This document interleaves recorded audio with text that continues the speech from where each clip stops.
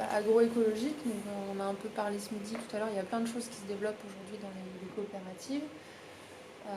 La question qu'on se pose, c'est comment, à travers le partenariat qui est entre Laval et les fournisseurs, on peut avoir aussi un appui à ce développement du conseil, de cette montée en compétences. Donc il y en a certains qui vont proposer de financer des formations des conseillers, par exemple. C'est assez annexe. Donc justement, sur toutes ces nouvelles missions depuis quelques années qui émergent pour les conseillers techniques, face à ce qu'on a vu, tout ce qu'implique l'agroécologie, la biodiversité, c'est d'avoir un conseil qui est désormais plus global sur l'exploitation. Donc c'est peut-être plus valable sur des grandes cultures, on a plutôt un conseil culture par culture.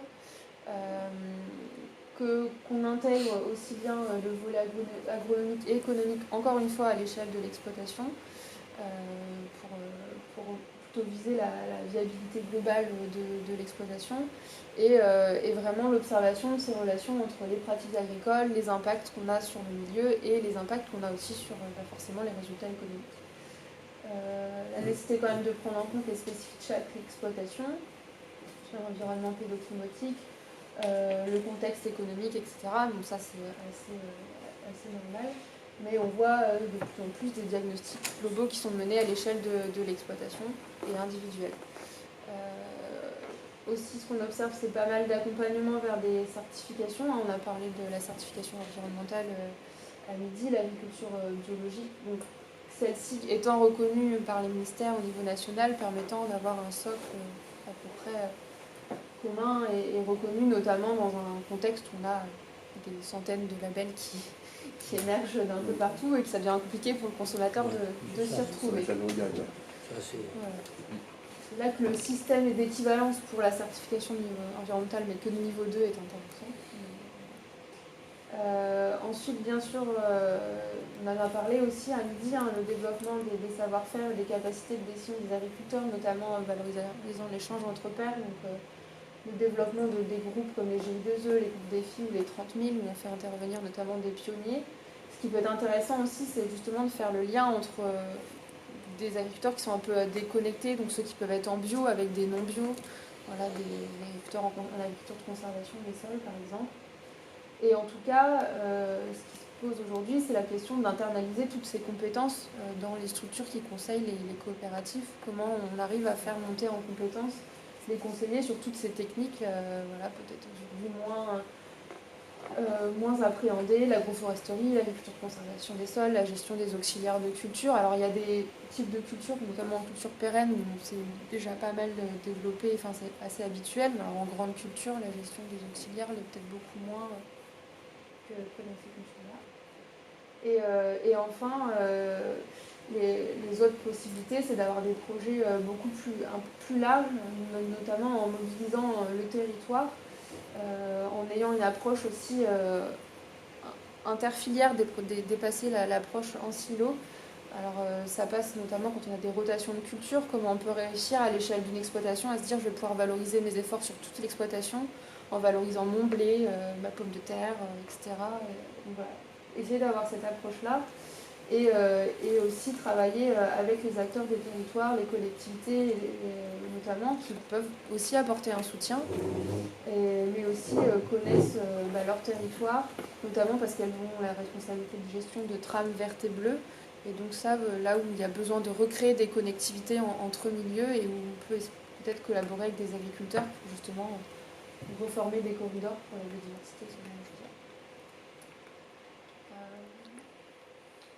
Ensuite, il y a des questions aussi liées à l'innovation. Donc, quand on a des productions qui, à la niveau de l'amont, vont changer forcément, puisqu'on change les pratiques, il faut pouvoir aussi adapter derrière comment on les valorise.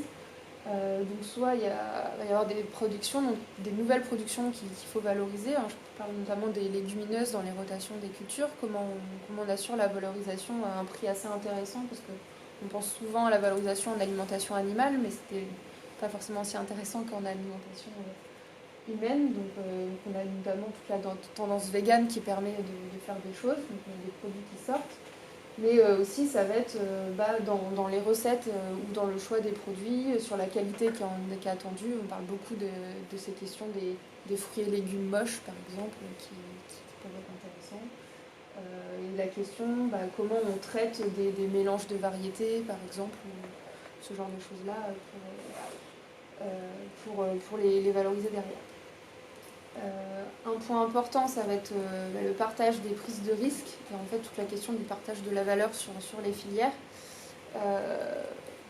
Parce que les agriculteurs qui s'engagent dans la transition agroécologique vont tester des pratiques, vont des fois avoir des... Quand on teste des choses, des fois ça rate, des fois on perd des productions. Voilà, l'idée c'est que tout le monde soutienne cette transition-là et cette prise de risque-là. Donc forcément le dialogue sur le partage de la valeur est important.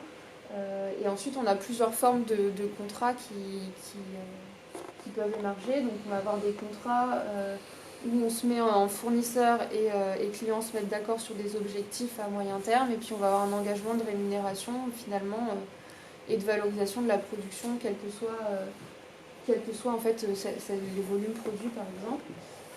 On a aussi des contrats avec des primes évolutives, par exemple si je monte dans plusieurs niveaux en termes d'attente environnementale.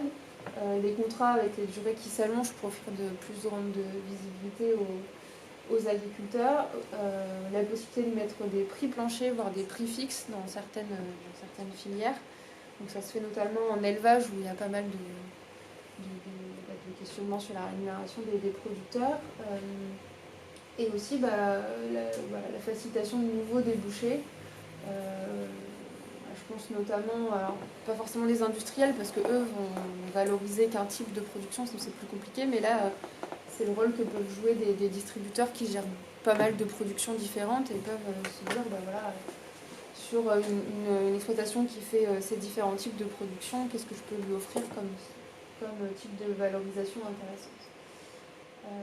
Alors les deux points, c'est un peu plus prospectif, en tout cas c'est des choses qui commencent à émerger. Le commerce équitable France, en fait c'est quelque chose qui commence vraiment à émerger depuis quelques années. Et en fait ce qu'on se rend compte, c'est que le commerce équitable, le premier point, c'est d'avoir une rémunération juste des agriculteurs. Et au final, les témoignages, c'est que ces agriculteurs, souvent c'est adossé à un label agriculture biologique, mais même sans ça, ils vont avoir une plus grande marge de manœuvre pour justement tester des choses, expérimenter de nouvelles pratiques. Et ensuite, pour les organisations qui en ont les moyens, ça peut être aussi carrément aller faire du lobby auprès des institutions publiques sur qu'est-ce qu'il faut faire dans notre système politique social actuel, orienter les aides dans la PAC dans le bon sens, soutenir la transition en fonction des services rendus, parce que les services ils sont rendus aussi à la société et pas qu'à l'agriculture quand on entretient bien les écosystèmes. On peut s'inscrire aussi dans des plans alimentaires territoriaux, ce genre de choses. Alors là, sur le partage de la valeur, en fait, je voulais vous montrer un exemple d'une coopérative viticole, donc les Vignerons de Buzet, qui est plutôt dans le sud-ouest, en fait, qui travaille sur la mise en place de ce qu'on appelle des paiements pour services environnementaux.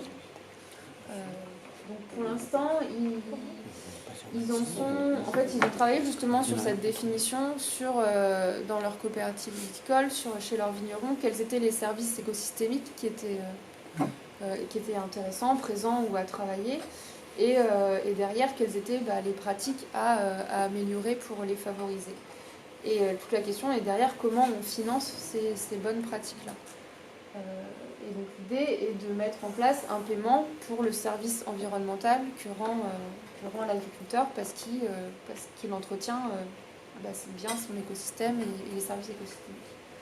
Donc là, aujourd'hui, dans la perspective de réduire les pesticides et de favoriser aussi le service de régulation, ils ont travaillé sur la mise en place de la confusion sexuelle et donc un système où ils assurent la couverture des frais de la confusion sexuelle, donc c'est avec des diffuseurs en fait qui vont être mis en place dans la ville, plus le coût de la main d'œuvre et ensuite encore plus au-delà de ça un bonus incitatif.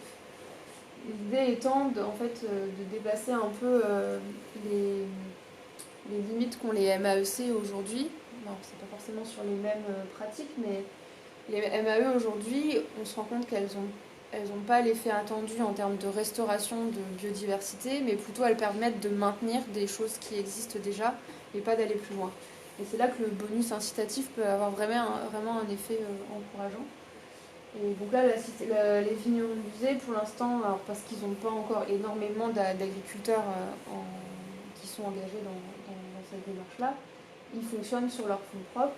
Et donc, ce financement, il est fait par une réallocation du complément du prix avant de le redistribuer. Et donc, en fait, il y a un contrôle qui est fait sur les exploitations sur la confiance sexuelle. Donc, c'est la démarche, mais donc ça, c'est la première qui était mise en place. Et leur idée aussi, c'est de le faire par rapport à l'implantation de haies, sur la présence de certaines espèces dans les interrants et d'essayer de réfléchir à ce système-là. Et le dernier point, ça va être lié à la communication. Voilà, si in fine on n'arrive pas à valoriser suffisamment les productions qui sont issues de bonnes pratiques et les produits, on ne peut pas créer de la valeur et donc rémunérer les agriculteurs derrière. Et donc il faut pouvoir montrer aux consommateurs les efforts que fait la filière, expliquer quand même que tout ne se fait pas du jour au lendemain, être pédagogique sur le sujet. Et aussi expliquer la valeur de l'alimentation aujourd'hui. On a la part du panier alimentaire dans le panier global des ménages qui a diminué énormément ces dernières années. Et avoir une alimentation de qualité, ça a un coût. Une alimentation de qualité pour la santé et pour l'écosystème. Et qui aussi soutient nos agriculteurs. Mais tout ça, ça a un coût. Donc c'est la communication là-dessus. C'est des choses sur lesquelles globalement il y a besoin de progresser. Il n'y a pas encore. Les consommateurs ne connaissent pas assez la biodiversité, l'agroécologie, toutes les pratiques qu'il y a derrière. Donc, il y a encore des choses à faire.